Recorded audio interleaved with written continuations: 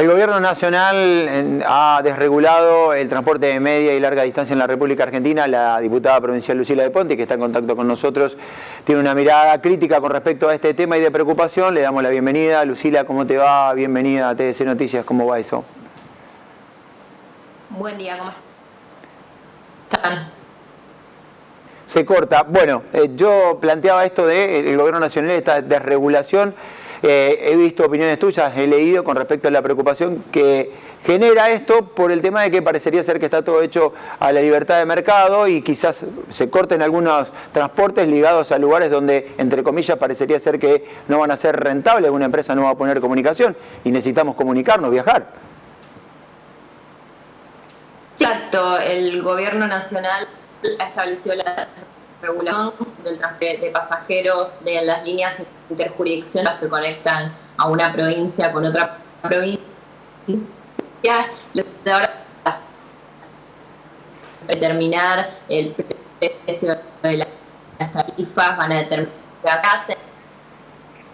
el control respecto de seguridad de los transportes que se utilizan. Entonces, lo que nosotros vemos es que esta desregulación absoluta lo que va a generar es un deterioro del sistema general, es decir, de cómo viajan los argentinos y que además probablemente tengan que hacerlo a un costo más alto.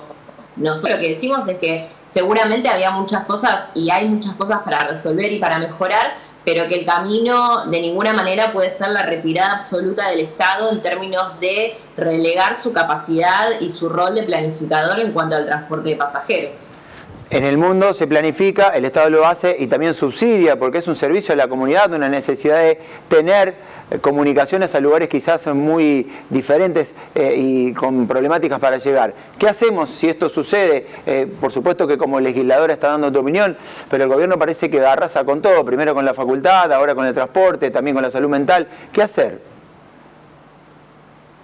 Bueno, me parece que en este caso concreto lo que nosotros tenemos que hacer es defender lo que tenemos en la provincia de Santa Fe, aparte normativo frente a este tipo de decisiones del gobierno nacional, ¿no? Ellos están tomando un camino de desregulación respecto al transporte en las líneas interjurisdiccionales, provincias, pero que no necesariamente que regir en nuestras terminales, en nuestras provinciales, y que nosotros ahí tenemos que trabajar para seguir mejorando nuestros sistemas, que sean más accesibles y el transporte sea de mayor, haya más unidades, que tengan mejores, más recorridos y frecuencias, que no quede ninguna localidad desconectada. Es algo que probablemente va a pasar cuando se avanza en lo que el Estado hace a partir de su planificación, es decir, cuáles son las líneas más rentables y cuáles no, y entonces acordar con las empresas para que puedan tener una distribución que les permita, al mismo tiempo que generan ganancias, poder también cubrir los recorridos que por ahí no son tan rentables porque no hay tantos pasajeros. Esta capacidad del Estado se pierde aparte del y probablemente a muchas localidades, por ejemplo, que conectan y Buenos Aires o entre Firmat y Córdoba, que queden sin posibilidades de transporte, para que sea mucho más difícil.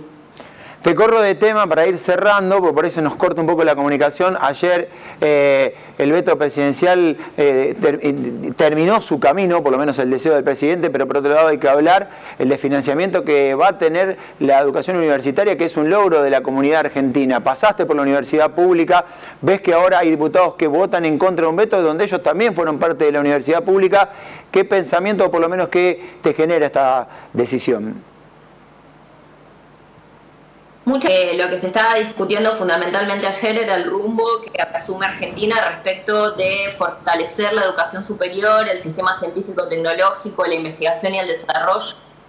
Lo que se ha elegido es ir en contra de uno de los principales valores que tiene uno de los principales motivos de orgullo, que son nuestras universidades nacionales, y la verdad que es muy triste que desde la conducción del gobierno se esté tomando este camino y que además lo hagan con la complicidad de un montón de legisladores y legisladoras que se educaron y que tienen sus títulos gracias a que existen las universidades públicas que le permiten estudiar a millones y millones de argentinos y que son una escalera para la movilidad social ascendente, y que si vamos en contra, sin ninguna duda vamos a tener una sociedad mucho peor.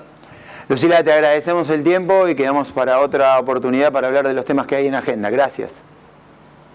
Gracias a ustedes. Ahí estábamos dialogando.